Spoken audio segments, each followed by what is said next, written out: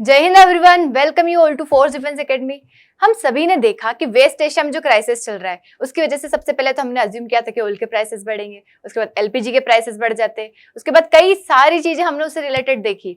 But अब देखिए, इन्हीं गैस का, एलएनजी का क्राइसिस, एलपीजी का क्राइसिस, ये कहीं ना कहीं अफेक्ट करता है हमारे देश की फूड सिक्योरिटी पे। किस तरीके से करता है उसकी बात करेंगे हम इस वीडियो में। देखिए, एलएनजी की अगर हम बात करें तो अभी हमने कुछ टाइम पहले देखा था कि इजराइल ने ईरान के ऊपर अटैक किया, फिर ईरान ने जो है कतर के जो बड़ा सा एलएनजी फील्ड था उसके ऊपर अटैक कर दिया, जहां से गैस का काफी ज्यादा प्रोडक्शन होता था। अब देखिए, एलएनजी सप्लाई डिस्टर्ब हुई। अब तो ईरान ने स्ट्रेट ऑफ हॉर्मुज को कंप्लीटली बंद भी कर दिया है, मतलब वहां से कुछ भी पास नहीं होगा।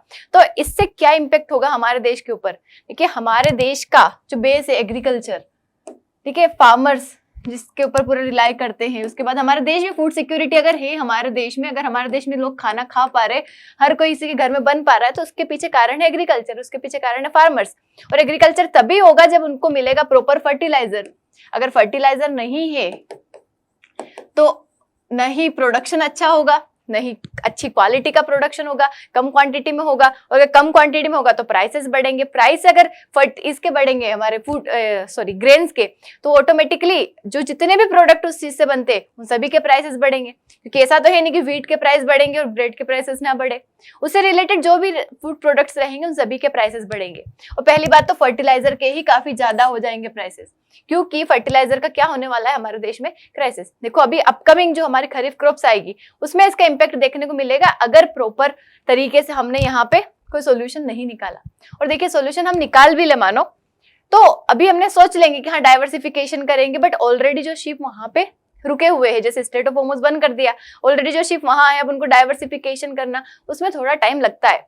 क्योंकि अगर कोई एक शिप भी मानो किसी देश से लेके आ रहा है तो उसे काफी ज्यादा 30-35 दिन ऐसे दिन लग जाते हैं लाने में ही, तो वो हमें कहीं ना कहीं इंपैक्ट दिखेगा इसका।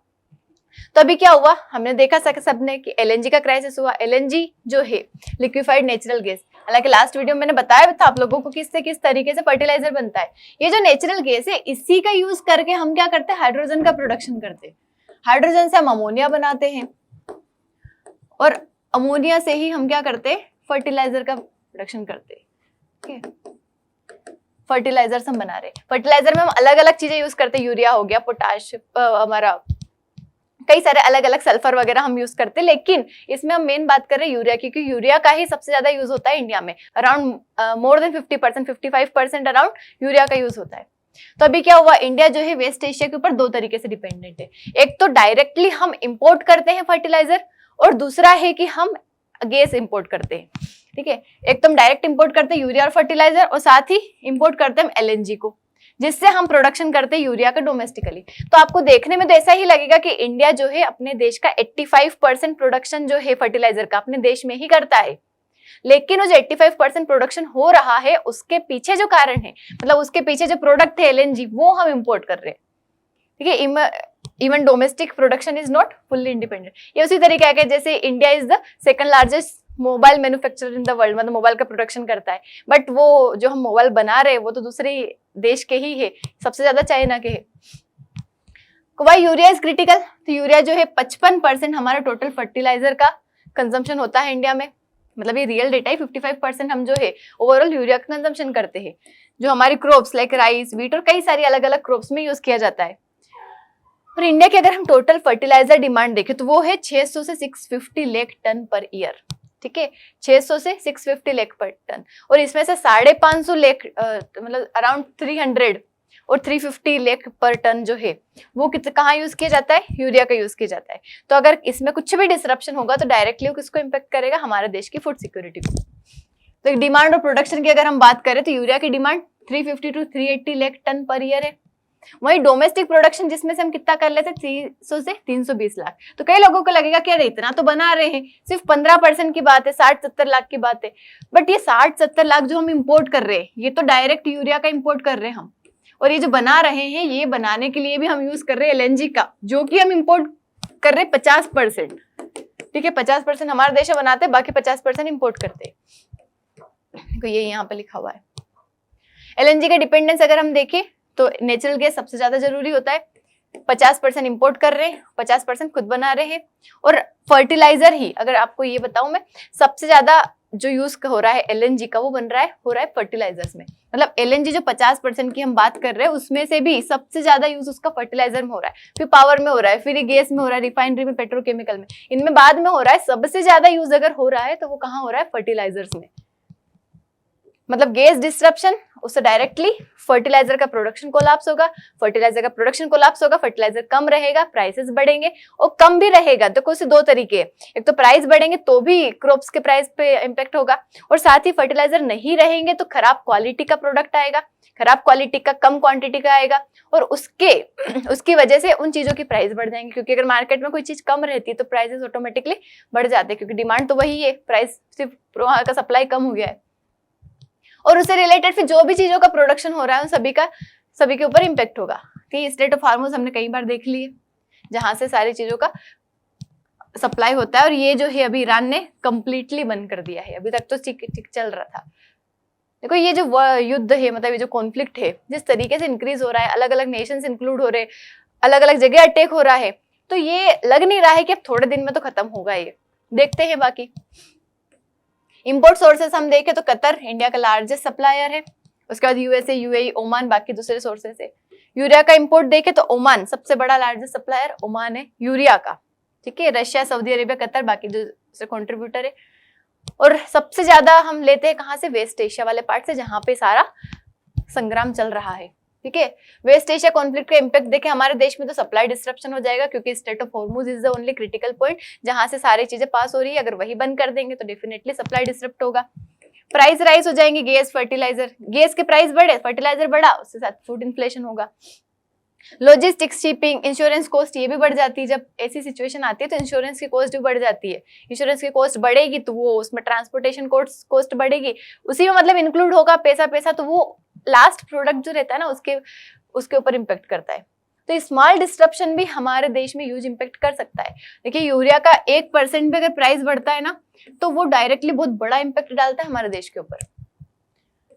और ये इंडिया स्ट्रक्चरली डिपेंडेंट क्यों है? क्योंकि हमारे यहाँ लिमिटेड नेचुरल गैस के रिजर्व है, साथ ही पोटाश डिपॉजिट, ये तो हम 100% इंपोर्ट करते हैं पोटाश। फॉस्फेट रिसोर्सेस ये बहुत कम है।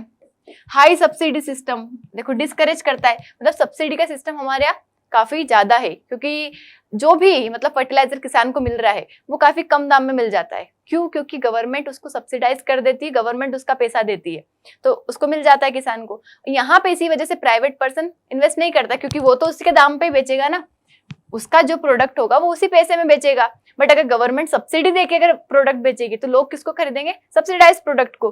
तो इस वजह से ही डिस्करेज करता है प्राइवेट इन्वेस्टमेंट को भी फर्टिलाइजर वाले सेक्टर में। तो ये जो है हमारे लिए मतलब टेम्पररी बात नहीं है, ये आने वाले टाइम के लिए भी हमें सोचना चाहिए, और ये हमें पहले से भी सोच के रखना चाहिए था। यहाँ पे ये दिखता है कि हमें मतलब प्लानिंग के साथ एक क्रिटिकल थिंकिंग जो होती है, हर तरीके से एनालाइज करके सिचुएशन को, उसके बाद हमें चीजें करना चाहिए। ठीक है, तो इम्पैक्ट इसका क्या हो? फर्टिलाइजर शॉर्टेज, साथ ही सब्सिडी का बर्डन बढ़ जाएगा। 2 लाख करोड़ से भी ज्यादा सब्सिडी मतलब इसके ऊपर दी जाती है और ज्यादा बढ़ जाएगी।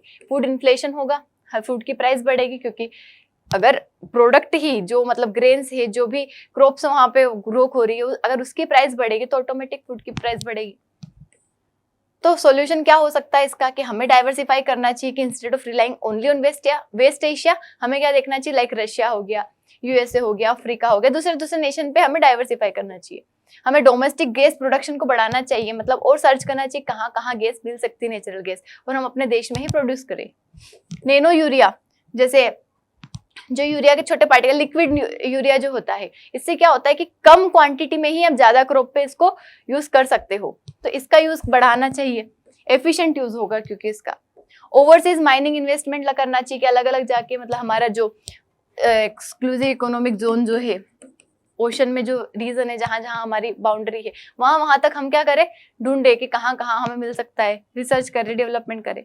फिर आने वाले टाइम पे ग्रीन अमोनिया पे भी हमें फोकस करना चाहिए।